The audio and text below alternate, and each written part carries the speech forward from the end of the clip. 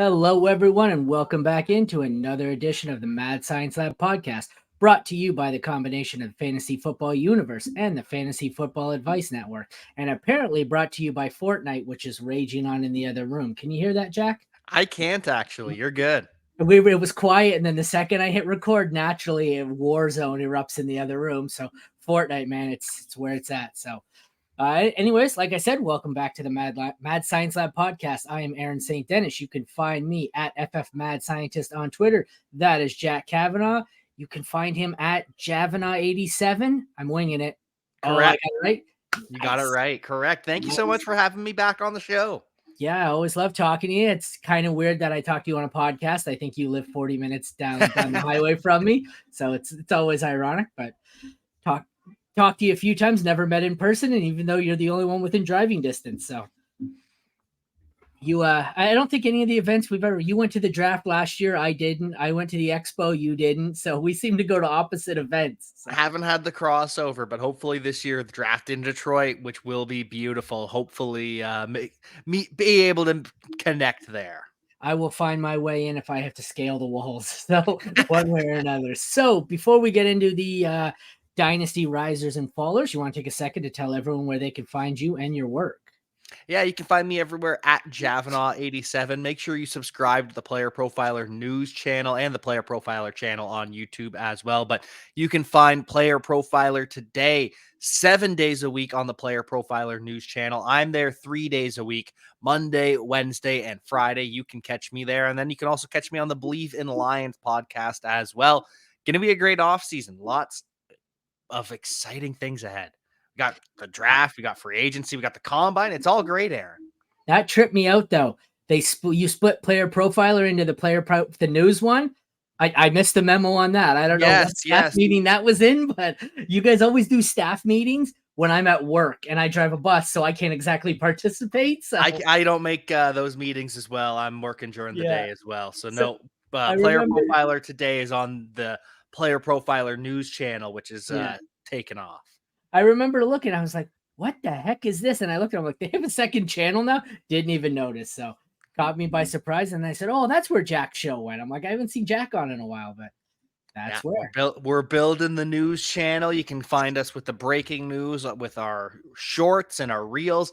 It's a great time. Make sure you follow.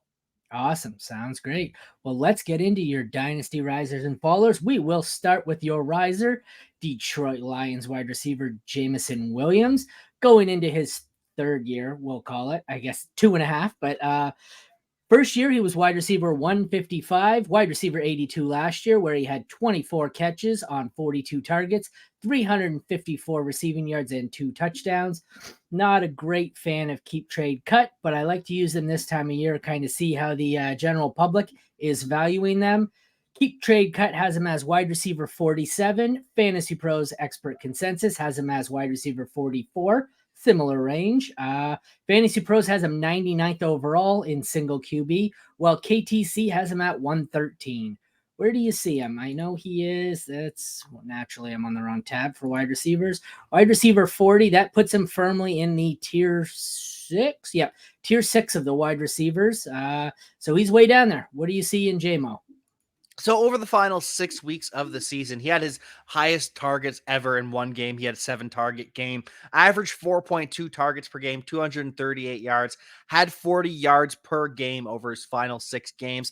And then that's just the receiving. He also had that 42-yard rushing touchdown in the playoffs. That was beautiful. He had the touchdown reception in the playoffs as well. And we just really started to see Jameson Williams become a full player in the NFL, a true wide receiver, instead of just a guy that's running deep and trying to draw coverage, a guy that's getting gadget plays. He was running the short routes. He was running the intermediate routes, making some good plays on the ball as well. 5th in the NFL in average depth of target, but I think that's going to go down. And I don't think that's necessarily a bad thing, because he's going to be getting targets over the middle of the field. He's going to be used in conjunction with Amon-Ra St. Brown. And I know he's still the wide receiver 3 on his own team behind Sam Laporta, behind Amon-Ra St. Brown, but you don't need consistency in fantasy football. That's kind of something that's always been overrated. If you are just consistently a wide receiver 3, that doesn't really help you in fantasy football. But when you get a James Williams type player who win you the who can get a 2 touchdown game in the playoffs and win you the week, if only during the fantasy season, that is the kind of player that wins fantasy football championships. A reminder, Deshaun Jackson, he only averaged over 80 yards per game once in his NFL career. Deshaun Jackson, Will Fuller, that's the archetype for Jameson Williams. Absolutely. After maybe halfway through last season, I was almost completely out on him. I thought Rightfully so. he had just, he came in as a rookie. I was high on him. Then he looked the injury and the gambling issues. It looks like he lost any chance he had to be in the Alpha to St. Brown. The last half of the season into the Lions playoff run, I really started to come around and I said, I think this guy's got some real potential here. And he started to really show flashes of being, really reliable. I think him and St. Brown are going to be an underrated duo next year. Like, I don't think they're going to be Chase Higgins, but they're pretty darn good. I like their outcome there. I'm assuming we're going to have some more Jared Goff. So I think that's Jared Goff is going to get a contract extension, which is well deserved. So he's going to be there for the long term. Jameson Williams wants to be there for the long term. He says he's so involved. He's very involved in the community in Detroit. He says it's because he wants to be a Lion for a long time. And Dan Campbell, just today, depending on when this show drops, Dan Campbell, though, praising Jameson Williams, saying that he's on his way to becoming a full-time player, which was starting to happen at the end of the season. So big season ahead for Jameson Williams. You have to remember, this is actually going to be his first full off season as well. He didn't have the off season after he tore the ACL. He kind of had an off season last year, but he had some injuries and then was suspended to start the year too. So he wasn't really always with the first team offense because he wasn't going to be on the first team offense to start the year. When he's suspended, he's not allowed with the team, right? He was allowed there for training camp. He was there for OTAs and everything, but he had some injuries. He pulled his hamstring, so he missed the final 2 preseason games as well. This year, he gets the full off season. He gets to work with the first team because even though he was at practice, it's like, okay, we're not going to put you with the first team all the time because you're not a first team player for 6 weeks. It ended up getting reduced to 4 weeks, but that was what happened last year. This year, he's going to be a full-time starter from day one. For me, I see the potential.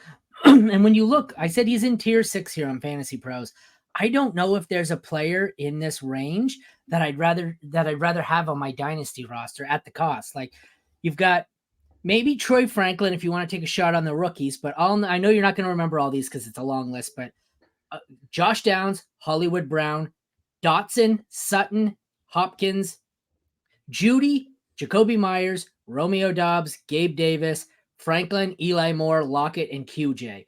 There aren't many, if any, players I think I would rather have than him in that tier 6. Like, did anyone jump out that you'd glaringly rather have over JMO?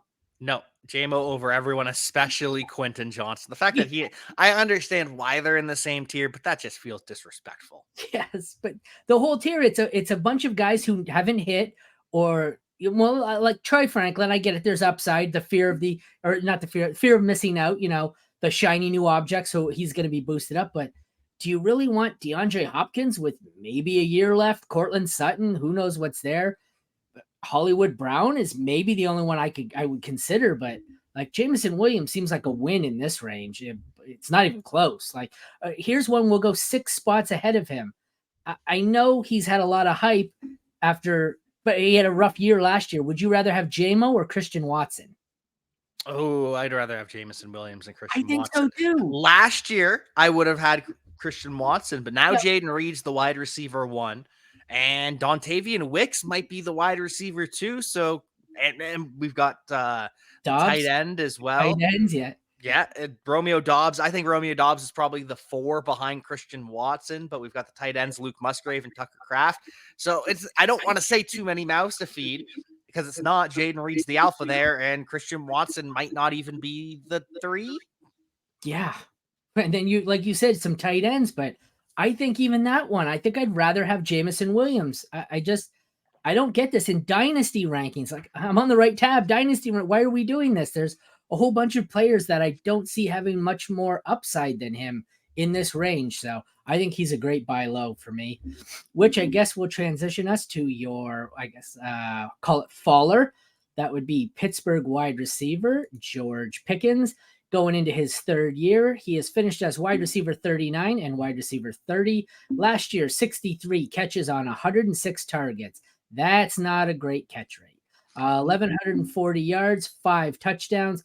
He sits as wide receiver 31 and 32, respectively, on Keep Trade Cut and Fantasy Pros, and 68, 69 overall. So we've got him in the late 60s overall as a middle of the pack wide receiver 3.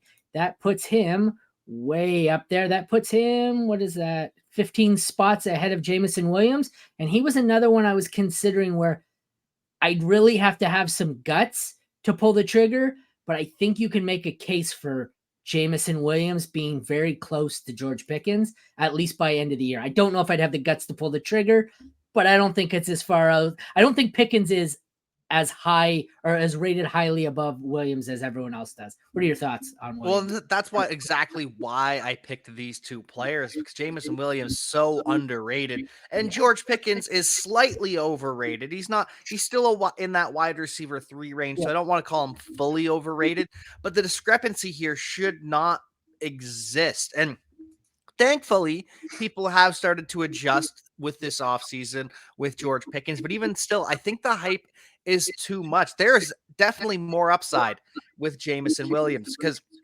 we've got the quarterback upgrade with Kenny Pickett being moved on from, and it's probably not going to be Mason Rudolph, but who's it going to be? Russ?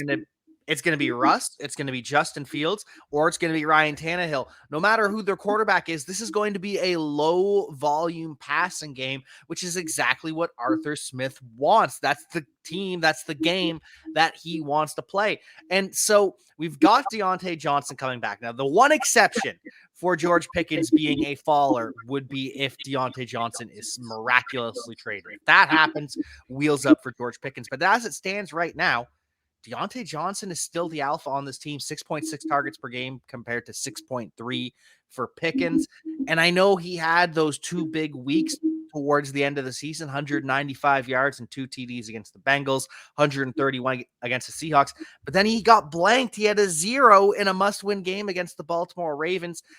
These are the same guy, Jameson Williams, George Pickens. They are inconsistent. They are big play threats, and they can both win you a championship as a wide receiver 3, but thankfully George Pickens is starting to fall into that wide receiver 3 range. For the longest time, he was considered a wide receiver 2, and that's just not possible with Deontay Johnson running against him. We're basically hoping that he's Corey Davis from the Tennessee Titan days of Arthur Smith, and I don't know if I want to make that bet. Yeah, they're going for me. It's similar upside, but 30 ADP slots later. I don't get it. And looking at this range, he's in tier Pickens, that is in tier 5 of the receivers. And it's the exact opposite argument for Williams. There's a lot of guys here who I think all have considerably more upside. I don't get it. Like you said, he's the number 2. You've got Reed. I get there's some older guys here. Kupp, Evans, Cooper, Godwin, Kirk. But I think unless I'm in a rebuild and I'm looking for youth, I think I'd rather have any of the veterans. Deontay Johnson, who is the alpha in the team, is 8 wide receiver spots lower than him. I don't know. This is like last year where it was Brandon Ayuk Debo debate where Debo was going 20 slots higher, but Ayuk had outproduced him the year before. I don't get why Pickens is going so much higher. And you know what part of this is?